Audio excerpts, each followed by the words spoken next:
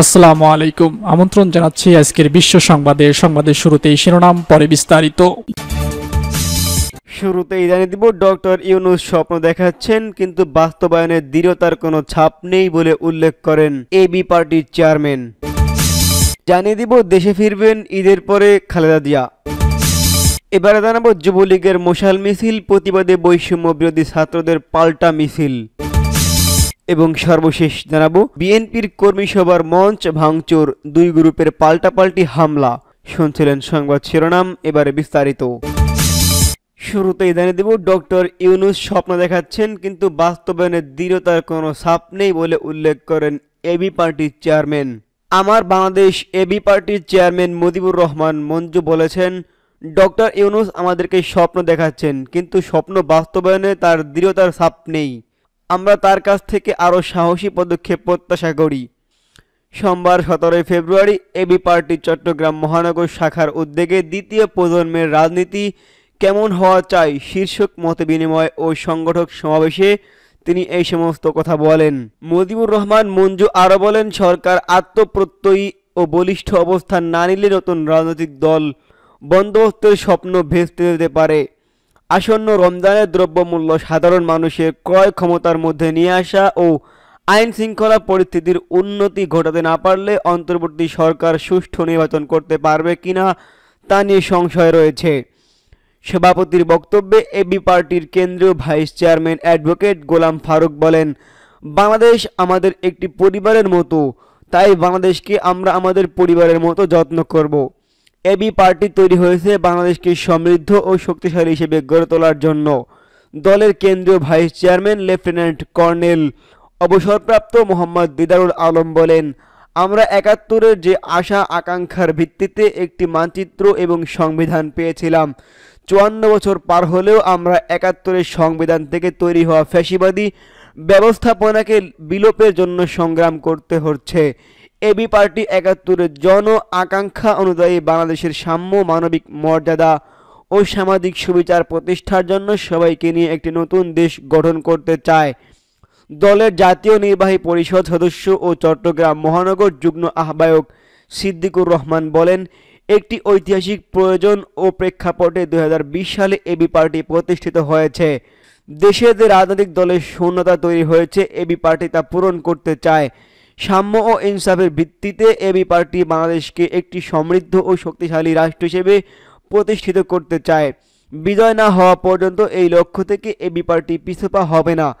মতবিনিময় ও সংগঠক সমাবেশে আরও বক্তব্য রাখেন এবি পার্টির কেন্দ্রীয় বিদ্যুৎ ও জ্বালানি বিষয়ক সম্পাদক ইঞ্জিনিয়ার লোকমান, কেন্দ্রীয় শিল্পী ও বাণিজ্য বিষয়ক সম্পাদক আশরাফ মাহমুদ রুমেল, কেন্দ্রীয় মুক্তিযুদ্ধ বিষয়ক সহ সম্পাদক হায়দার আলী চৌধুরী ও এবি পার্টির চট্টগ্রাম মহানগর যুগ্ম সদস্য সচিব শহীদুল ইসলাম বাবুল, উত্তর জেলা সমন্বয়ক জিয়া চৌধুরী। জানিয়ে দেব, ঈদের পরে দেশে ফিরবেন খালেদা জিয়া। যুক্তরাজ্যের ছেলের বাসায় চিকিৎসাধীন বিএনপি চেয়ারপারসন খালেদা জিয়া ঈদুল ফিতরের পর দেশে ফিরবেন, তবে দেশে ফেরার তারিখ সুনির্দিষ্ট করে বলা যাচ্ছে না। লন্ডন ক্লিনিকের চিকিৎসকরা বাসায় গিয়ে খালেদা জিয়াকে ফলো আপ করছেন নিয়মিত। তার শারীরিক অবস্থা ভালো, পরিবারের সদস্যদের সঙ্গে ভালো সময় কাটাচ্ছেন খালেদা জিয়া। গতকাল সোমবার সন্ধ্যায় বিএনপি চেয়ারপারসনের সফরসঙ্গী ও উপদেষ্টা এনামুল হক চৌধুরী গণমাধ্যমকে এসব তথ্য জানান। তিনি জানান, চিকিৎসা এখন পুরোপুরি শেষ হয়েছে, এটা বলা যাবে না। লন্ডনের বিশেষায়িত হাসপাতাল দ্য ল্যান্ড ক্লিনিকের লিভার বিশেষজ্ঞ অধ্যাপক জন প্যাট্রিক কেনেডির তত্ত্বাবধানে খালেদা জিয়ার চিকিৎসা চলছে। চিকিৎসকরা রোস্টার করে বাসায় দেখে যাচ্ছেন। খালেদা জিয়ার চিকিৎসায় গত মেডিকেল বোর্ড যেদিন বলবে সেদিন তিনি দেশে ফিরবেন। খালেদা জিয়ার ১৫ জন সফরসঙ্গী মধ্যে ৮ জন দেশে ফিরেছেন, অন্যরা খালেদা জিয়ার সঙ্গে ফিরবেন।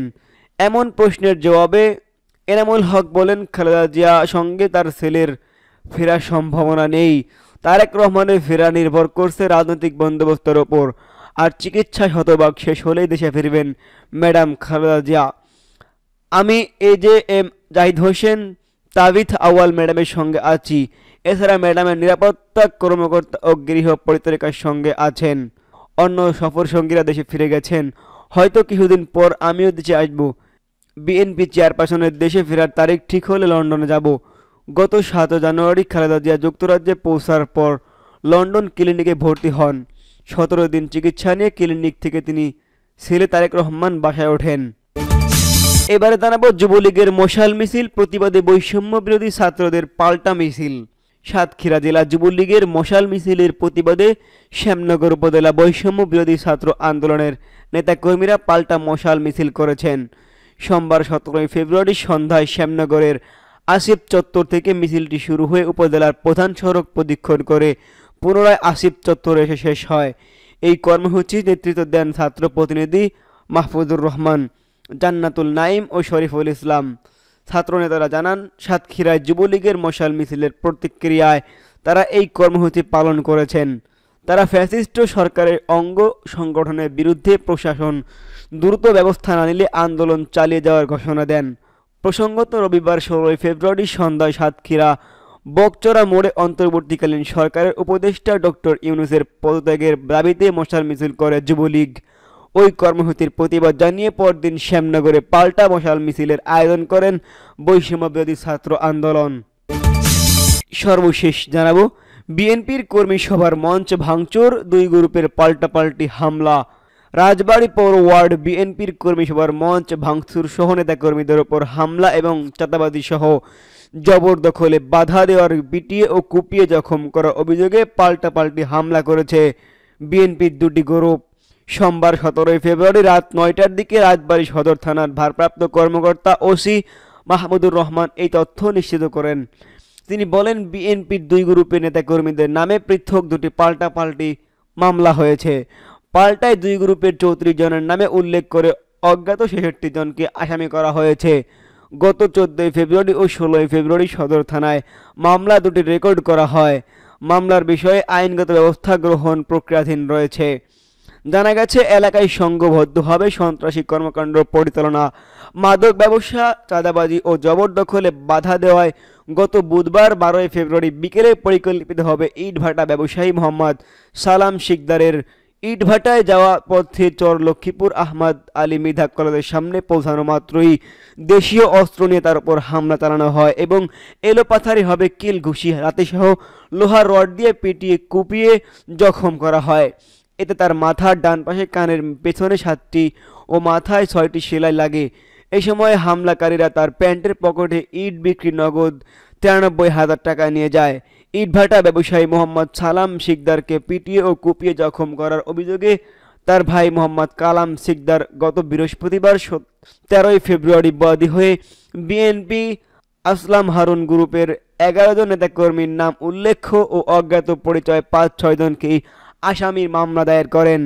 এদিকে গত বুধবার ১২ ফেব্রুয়ারি দুপুরে রাজবাড়ী সদর উপজেলার ভবানীপুর আহমদ আলী মুধা কলেজ মাঠে পৌর ৭ নং ওয়ার্ডের বিএনপি আয়োজিত কর্মী সভার মঞ্চ প্রস্তুতকালে সশস্ত্র হামলায় প্রথম দফায় মঞ্চ ভাঙচুর এবং পরবর্তী দফায় কর্মী সভায় হামলা চালিয়ে কয়েকজন নেতাকর্মীদের মারধর ও কয়েকটি মোটরসাইকেল ভাঙচুরের অভিযোগে রবিবার ১৬ ফেব্রুয়ারি রাজবাড়ী পৌর বিএনপি সাবেক সভাপতি ও সাবেক পৌর মেয়র মোহাম্মদ তোফাজ্জল হোসেন মিয়া বাদী হয়ে ২৩ জনের নামে উল্লেখ করে এবং ৫০ থেকে ৬০ জনকে অজ্ঞাতনামা আসামি করে মামলা দায়ের করেছেন। রাজবাড়ী সদর থানার ভারপ্রাপ্ত কর্মকর্তা ওসি বলেন, পাল্টাপাল্টি মামলার বিষয়টি আমরা তদন্ত করে দেখছি। এখন পর্যন্ত এই মামলাগুলোতে কোনো আসামি গ্রেপ্তার হয়নি।